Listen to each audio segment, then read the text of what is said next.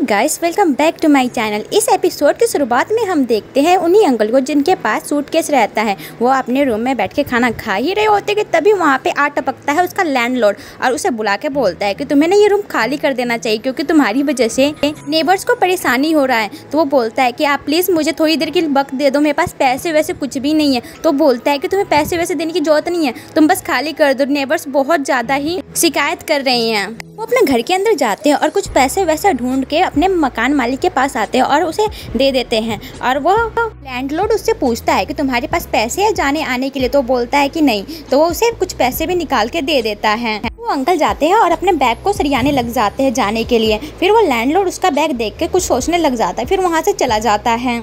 हम बस का सीन देखते हैं जहाँ पे ली सी जिंग वो सोच रही होते कि वो औरत हो सकती है बमर या ये सूटकेस वाले अंकल। भाई ली सी जिंग उन आंटी के पास जो बैग रखा हुआ रहता है वो देखने लग जाते और बोलती है कि कहीं उसमें बम तो नहीं है ना। तो लोग बोलते कि हमें चेक करना चाहिए, शायद हो भी सकता है।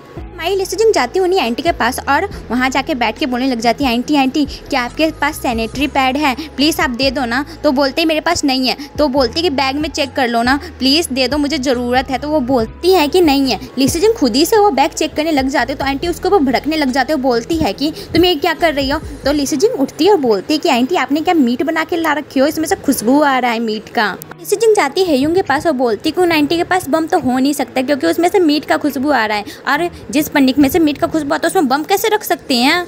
उनका पूरा का पूरा शक जाता है केस वाले अंकल के ऊपर कि वो शायद बम तो नहीं रखे हुए और उसे टेढ़ी नजरों से देखते हैं दोनों ही।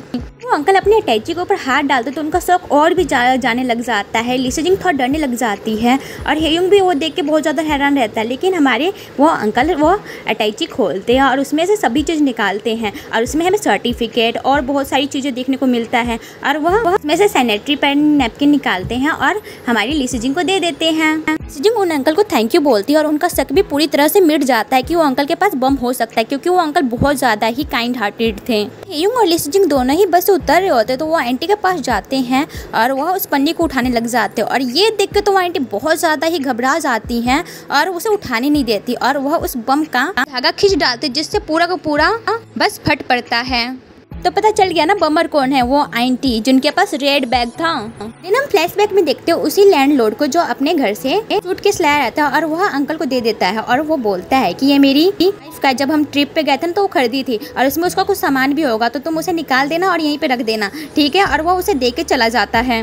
उन अंकल को उसी में सैनिटरी पैड मिलता है तो वो अपने पास रख लेते हैं। फिर से वो लैंडलॉर्ड आता है, बोलते हैं कि तुम यहाँ से जल्दी जाओ, जल्दी ही कम्युनिटी वाले आ रहे हैं चेक करने के लिए, तुम यहाँ से गए या नहीं गए। वो मुन्नी अंकल को देखते जो अपनी बेटी से बात कर रहे थे तो उसकी बेटी बोलती कि पापा मैं भी वर्क करना स्टार्ट कर देती हूँ, आपकी मदद हो जाएगा। तो वो बोलता है कि तुम ना अपनी पढ़ाई पे ध्यान दो, मैं तुम्हारा खर्च पूरा उठा लूंगा और मैंने तुम्हारे लिए सैनिटरी पैड भी ले लिया, तुमने बोला था ना तुम्हारे लिए सब कुछ ले आऊंगा, तुम ना बस पढ़ाई पे फोकस करो, बस तुम्हारे लिए पढ़ाई है। मुन्नी आंटी को देखते जो रेड बैग लेके आ रही होती उनसे बैग तो उठता नहीं तो वो अंकल बोलते कि मैं आपकी हेल्प कर देता हूँ। तो वो साफ साफ मना कर देती है और खुद से ही उठा कर लेते आती है। वो दोनों ही साथ में बस पे चढ़ते हैं। दिन हमारी ली सी जिंग को आवाज आता है तो वह उस आवाज को सुन के उठने लग जाती है।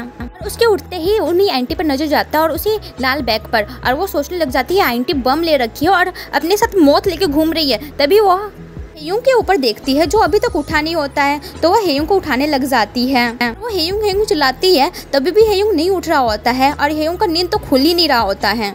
उसके लिए बहुत ज्यादा बरीड हो जाती है और सब कोई उसके पीछे देखने लग जाते हैं और वो आंटी उसके पास उठ के आती है और वह उसके पास आता है और बोलता है कि क्या हो गया और वो दोनों उसकी हेल्प करने लग जाते हैं और बोलते हैं कि इसका तो सांस धीरे धीरे चल रहा है। किंग बताता है और बोलता है कि कहीं ये मरने तो नहीं वाला है ना। ली सी जिंग ये सुन के बहुत ज्यादा परेशान हो जाती है और बोलती कि ये नहीं मर सकता और वो उठाने लग जाते हैं फिर से। देन हमारा हेयुंग सांस लेता है तो हमारी ली सी जिंग को भी सांस आता है। वाह, हमारी हेयुंग को तो सांस आ गया। और वो बूढ़ी आंटी और किंग दोनों ही उसकी देखभाल करने के लिए बोल रहे होते हैं और बोलते हैं कि तुम इसका ध्यान अच्छे से रखना। हमारी ली सी जिंग हेयुंग से पूछती है कि तुम जल्दी क्यों नहीं उठे थे? तो वो बोलता है शायद हमारे पास अब टाइम बहुत कम रह गया है, हमें जल्दी जो भी करना है करना पड़ेगा। देन वो दोनों ही खड़े होते हैं और फिर वो नीचे बैठ के कुछ ढूंढने लग जाते हैं और सभी से बोलते हैं कि मेरा ना USB खो गया और सभी से बोलते हैं ढूंढने के लिए। और वो लोग पूछते हैं कि कलर क्या था तो बोलता है रेड। वो दोनों ऐसे ढूंढते ढूंढते उन आंटी के बैग के पास चले जाते और हमारी ली सी जिंग उस बैग को निकालने लग जाती तो वो आंटी उसे रोकने लग जाती है। तो हेयुंग उन्हें आंटी को रोकने लग जाता है और ली सी जिंग उस उस बैग को लेने लग जाती है ना। आंटी अपने जेब से चाकू निकालती है और हेयुंग के ऊपर दे मारती है। ये देख कर सबके सब बहुत ज्यादा ही डर जाते हैं और बोलते कि इस बस में हो क्या रहा है आखिर आज। वो आंटी हमारी ली सिजिंग के ऊपर भी चाकू भिड़ाती है और उसका गला काट देती है, जिससे वो देख के बहुत ज्यादा ही हैरान कि ये लोग कैसे क्या कर रही है, वो आंटी कर क्या रही है आखिर। वो बहुत ज्यादा ही फ्लैशबैक जैसा हो जाता है और ली सिजिंग को बहुत ज्यादा बेरहमी से मार रही होती है वो आंटी। और ये देख के तो वहाँ पे सबके सब बहुत ज्यादा ही परेशान हो जाते हैं कि ये आंटी कहाँ से आ गई और इतनी खतरनाक आंटी। वो हमारी ली सिजिंग को चाकू मार देती हैं और वहीं भी हमारी ली सिजिंग बहुत ज्यादा तड़प के मर जाती है। हेयुंग ये देख के बहुत ज्यादा रोने लग जाता है। देन वो आंटी जाती है बम के पास और उस बम का धागा फिर से खींच देती है और फिर से हमारा बस फट पड़ता है।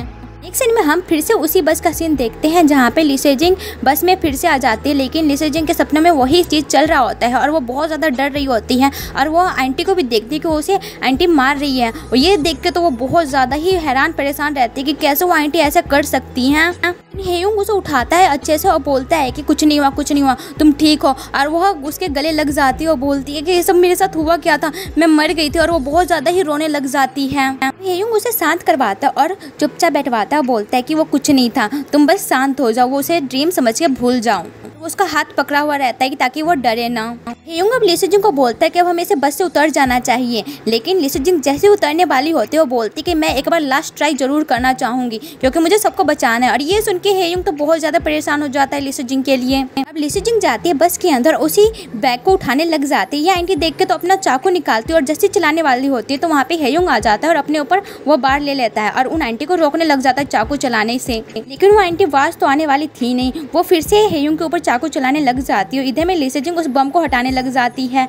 इस हाथापाई में हेयुंग के पास वो चाकू आ जाता है, जिससे वो चाकू उसके पास आने के बाद हेयुंग को पता नहीं चलता कि वो कहाँ पे चाकू मारा है और वो आंटी के ऊपर दे मारता है। और ये सब देख के तो वो आंटी बहुत ज़्यादा परेशान हो जाती है और वो आंटी बहुत ज़्यादा ही तड़प के वहीं पर मर जाती है। और हेयुंग सोचने लग जाता है कि मैंने ये क्या कर दिया, मैंने एक इंसान को मार डाला। और वहाँ पे हेयुंग से सब कोई डरने लग जाते हैं, बोलते हैं कि ये मॉन्स्टर बन गया है, ये कौन था। वो आंटी वहीं पे तड़प के मर जाती है और ली सिजिंग ये देख के बहुत ज़्यादा हैरान रहती है। तो हेयुंग उसकी तरफ देखता है और वह जाता है ली सिजिंग के पास और उसका हाथ पकड़ता है और फिर वो दोनों के दोनों बस से उतर जाते हैं। बहुत सारे लोग उसका वीडियो बना रहे होते हैं। जैसे वो लोग बाहर निकलते हैं वैसे ही बम फट पड़ता है। अब ये बम किसने फोड़ा है, कौन हो सकता है ये। यहीं पे हमारा ये पार्ट एंड होता है। Thank you for watching and don't forget to subscribe my channel.